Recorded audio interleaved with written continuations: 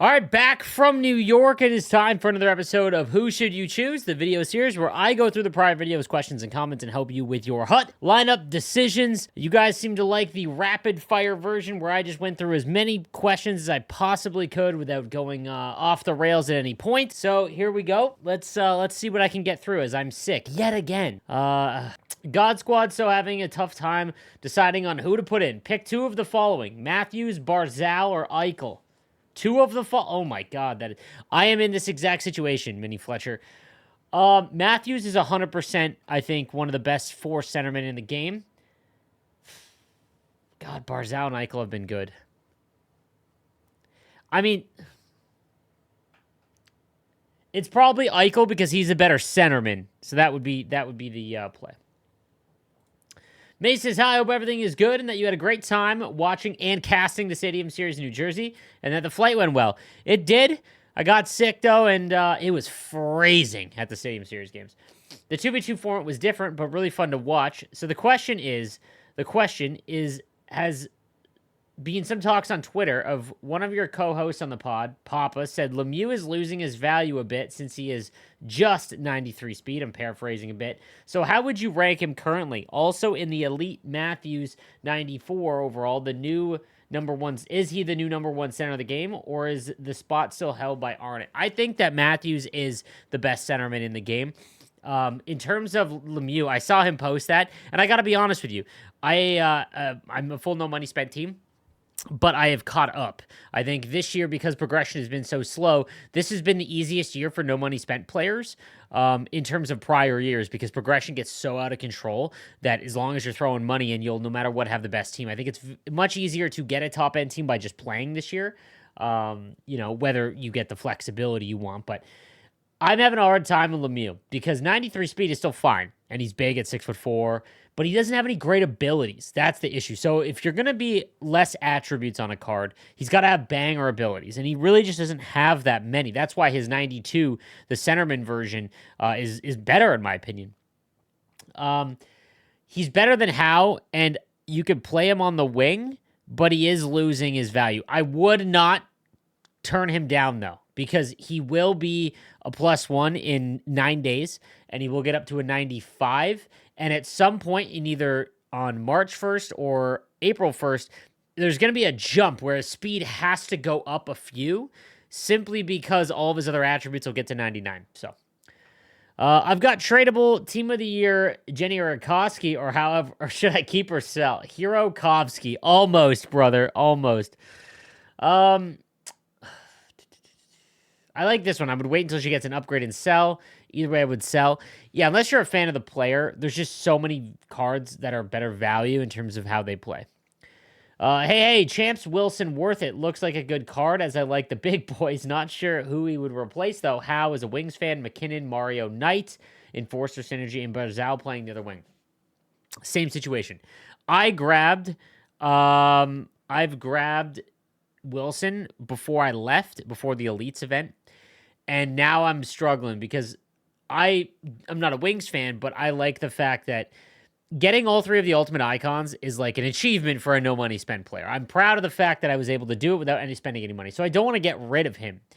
The problem is that Eichel also came out and Matthews also came out, and there's just not a lot of flexibility. And this is the downfall of Team of the Year because your players are just locked in. So it's tough. In your situation, probably not. Unless you put Mario at center, then Wilson is just not going to play. I think that Wilson's better than Barzal. I do. Because I think Barzal's big advantage is putting wheels on him, and that's obviously very expensive.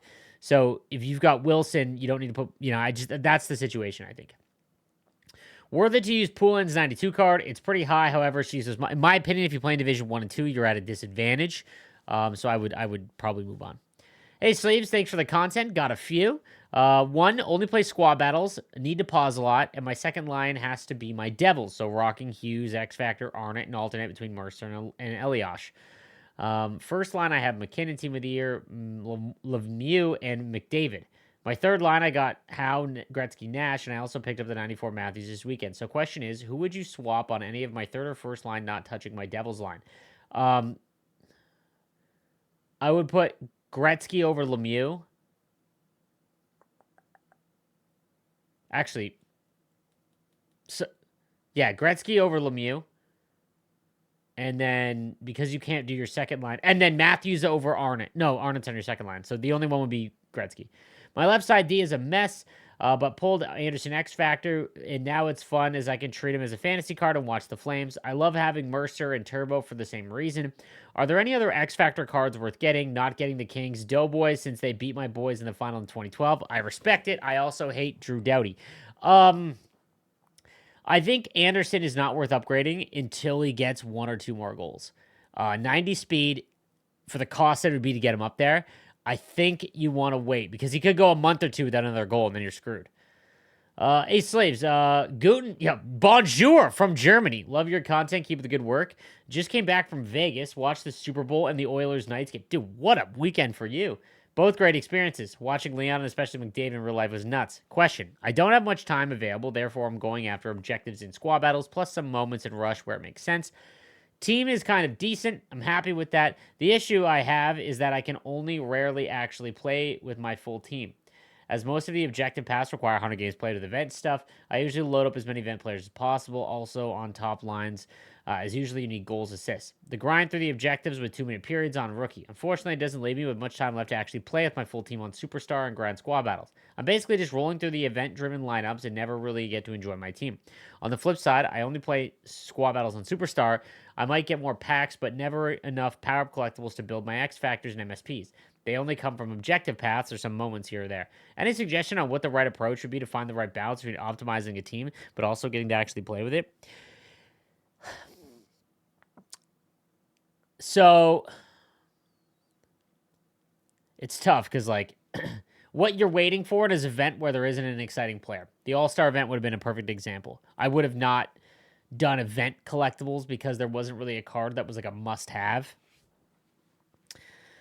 The other thing is just not having to feel like you have to keep up. You get like 30 days for the event collectibles. I would just do 1 week of squad battles where you play with your full team and you just enjoy it, and then the next week do all objectives. Slaves, love the content. My team is set, so my question is, can you talk to the developers about being able to replay the team of the week in squad battles? There's nothing worse than having a timeout and losing 3-0. Why does it just end with the actual score? Stupid. I've never understood that. At least if I could replay for 500 coins, I wouldn't be so bitter about missing out 4K squad battles points. I think they want to make it like intense, right? But I agree, you should get a chance. Top 5 favorite NHL teams: San Jose, Toronto, Buffalo.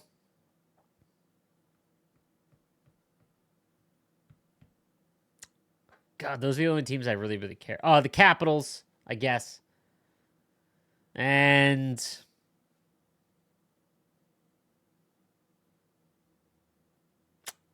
I like watching the Oilers.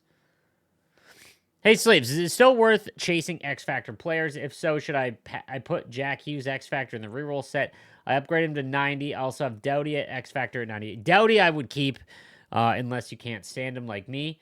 I would not trade him in. Hughes is probably going to get a 99 team of the season card at some point, so he's probably worth keeping. Yeah, I'd probably keep those. Should I sell Gartner and move Eichel's MSP to the wing and make Matthews? Yes.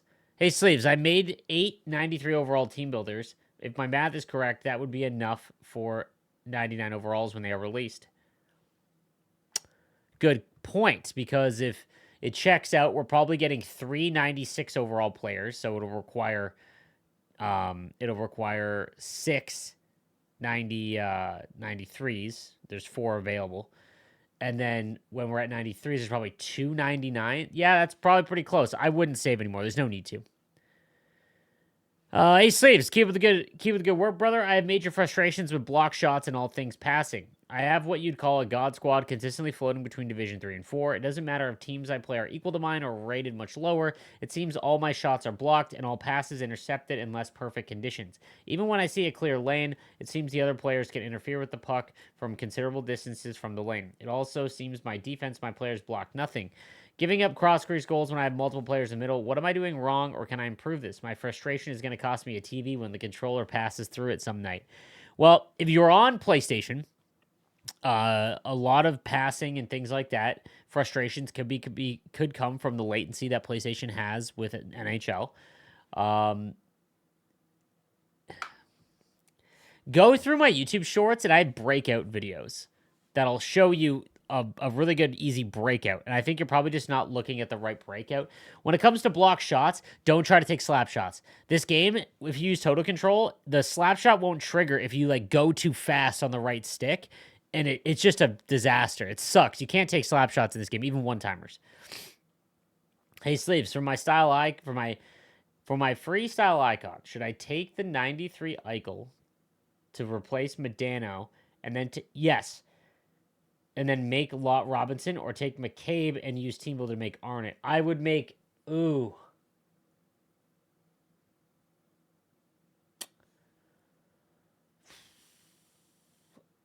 I would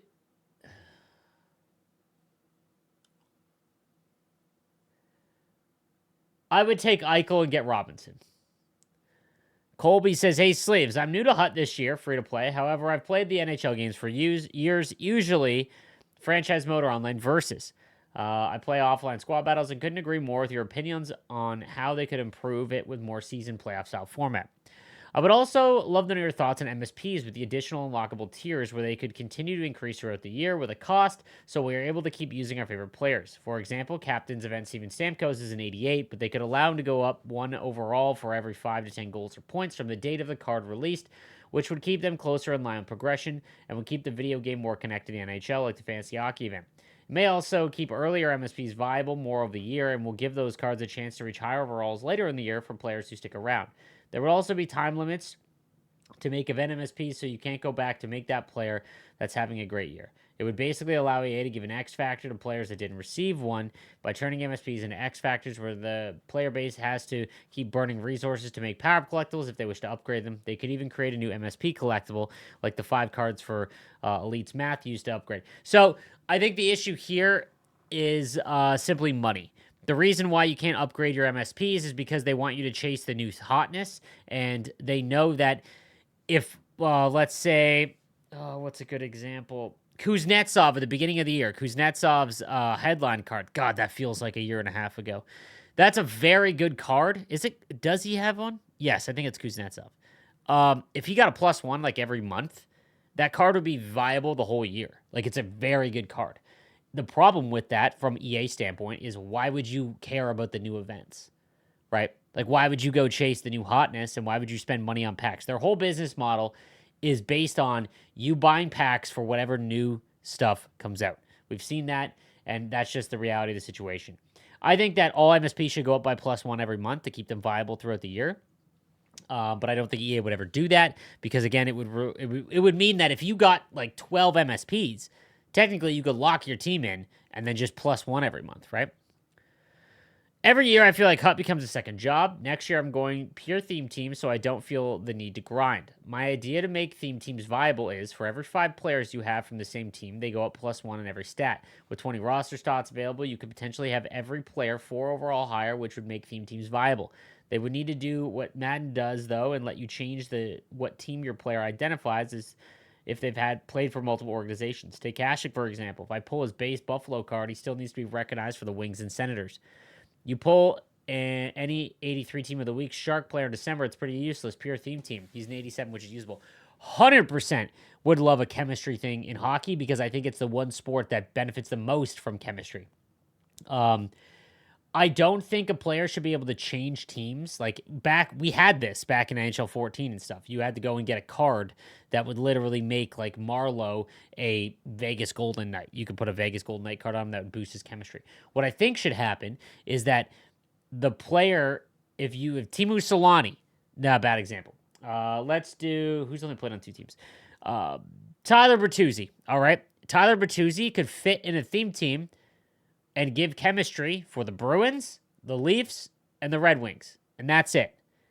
All right? And it doesn't matter what version of it. Could be a Team USA Bertuzzi, but it doesn't. Team USA would also count. That's how it should be done. But I don't know if they have the capacity to write down all the histories of all the players, because that would require more work, and I don't know if that's an achievable thing. I think it'd be a sick idea. Again, that would limit the usefulness of buying packs, though. It would. And it sucks because, like, that's great. Hey, Sleeves, I love the idea for squad battles next year, and by God, I hope they implement it going forward. I've been pretty much playing every year since NHL 14, but since NHL 20, I'm pretty much of a strictly offline player, and I find no matter what I do, I just can't score goals online, and I just always get dusted if I want to be able to have any fun in the game. I just go into squad battles on Pro or All-Star and dust teams there. Do you have any tips on how to get better at playing online? This year, every single mode, goaltenders, regardless of the difficulty that you use, will be on All-Star. So if you play on Superstar or All-Star on squad battles and you can score regularly, then you can score when playing an online opponent. And, you know, it might be that you're in Division 4 or 5 or whatever, 6, doesn't matter. Playing more is how you're going to get used to it. But I have a lot of videos on helping you in terms of strategies and things like that. Hey, Slaves, with EA making the new college football video game, how will this impact the NHL and series of all? Not at all. Two different things. If anything, it would impact Madden, but not NHL. I'm a Rangers fan. I pulled tradable style icon Panarin. I plan on selling him and taking Panarin for my style icon 93. What should I do with the coins I get from selling Panarin? Well, you could buy any other Ranger. That's what I would do. I would look out for other Ranger cards. Will there be a college hockey video game ever? I would love it. No way. The NHL video game, makes enough money. College hockey just wouldn't, unfortunately.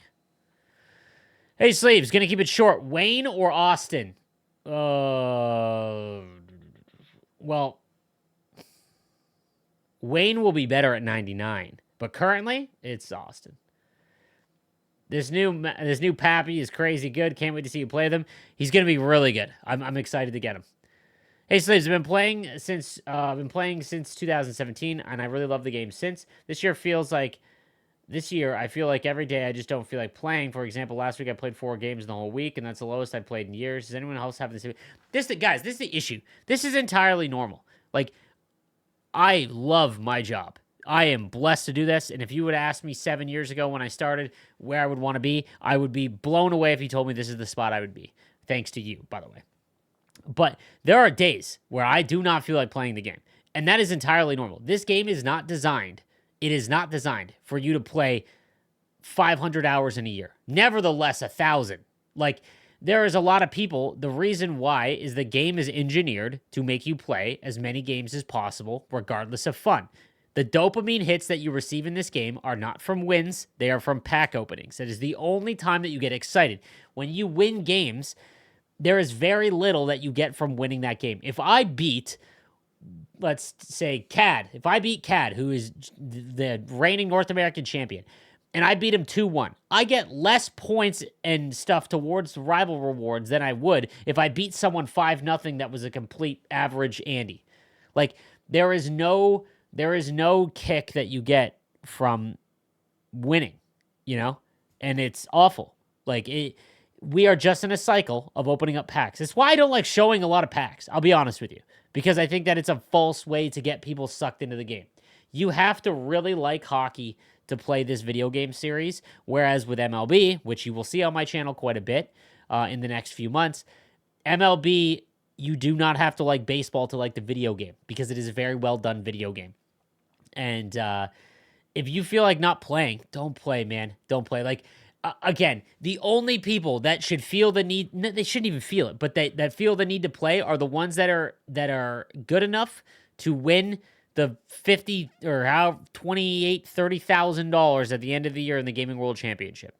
Those people should probably keep going, because you're at a shot where you could win a lot and things like that. If you are in Division 2 and below, don't feel like you need to play every week. I don't. And I make content for this game. Like, I wasn't able to play a lot this weekend because I was in New York for an event. So it's like, I'm not like, oh, God, I got to get this card. I'm just like, all right, well, I'll pick it up. I'll keep playing, So, and sometimes if you take a couple weeks off, there's enough there that you can grind to come back and work towards, like, all the objectives and things like that. So don't feel like you need to keep playing. That is simply just how the video game industry is designed now.